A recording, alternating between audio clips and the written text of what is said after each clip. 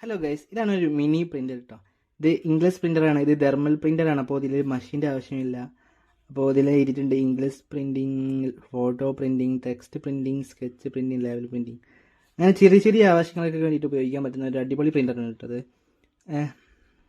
Long battery life, text printing, level printing, അങ്ങനെ പല ആവശ്യത്തിനും നിങ്ങൾക്കിത് ഉപയോഗിക്കാൻ പറ്റും. അപ്പോൾ ഇതിന് ഏകദേശം റേറ്റ് വരുന്നത് 700-800 രൂപേൻ്റെ അടുത്ത് റേറ്റ് വരുന്നുള്ളൂ കേട്ടോ. അപ്പോൾ അൺബോക്സിങ് വീഡിയോ ഒന്ന് ജസ്റ്റ് നോക്കാം. ഇതിന് മുമ്പ് അൺബോക്സ് ചെയ്തതാണ്. അപ്പോൾ നിങ്ങൾക്ക് കാണിച്ചാൽ വേണ്ടിയിട്ട് ജസ്റ്റ് പാക്ക് ചെയ്തതാണ്. ഇതിൻ്റെ കൂടെ ചാർജ് ചെയ്യാൻ വേണ്ടിയിട്ട് C type USB to C ടൈപ്പുള്ള ഒരു ചെറിയൊരു കേബിൾ വരുന്നുണ്ട്. ഇത് യൂസർ മാനുവൽ ഉണ്ട്. പിന്നെ ഈ കാണുന്നതാണ് നമ്മുടെ മിനി പ്രിൻ്റർ കേട്ടോ. നല്ല ക്യൂട്ട് പ്രിൻ്റർ. അപ്പോൾ ഇവിടെയാണ് മുകളിലായിട്ടാണ് നമ്മളിവിടെ ചാർജ് ചെയ്യുക. പിന്നെ കാര്യമൊന്നുമില്ല. ഇവിടെയാണ് പവർ ബട്ടൺ വരുന്നത്.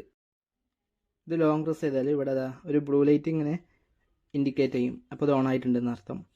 അപ്പോൾ ഇവിടെയാണ് പേപ്പർ ഇടുക കേട്ടോ. തെർമൽ പേപ്പർ ഇതുപോലത്തെ റോളാണ് നമ്മൾ ഇതിലിടുക. ഫസ്റ്റ് ടിക്കറ്റൊക്കെ കണ്ടില്ലേ, അതുപോലത്തെ പേപ്പർ.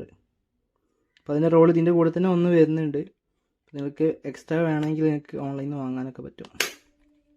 ഇനി എങ്ങനെയാണ് ഈ പ്രിൻ്ററിൽ പ്രിൻറ്റ് ചെയ്യാമെന്ന് നമുക്ക് പെട്ടെന്ന് നോക്കിയാലോ.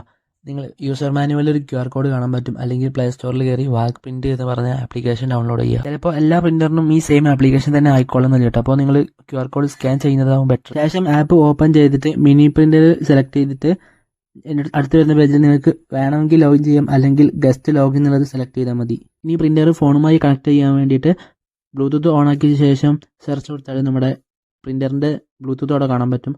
അതിൽ കണക്റ്റ് ആക്കുക. അത്രയൊക്കെ ഉള്ളൂ. ഇനി നമുക്ക് എന്ത് വേണമെങ്കിലും പ്രിൻ്റ് ചെയ്യാം.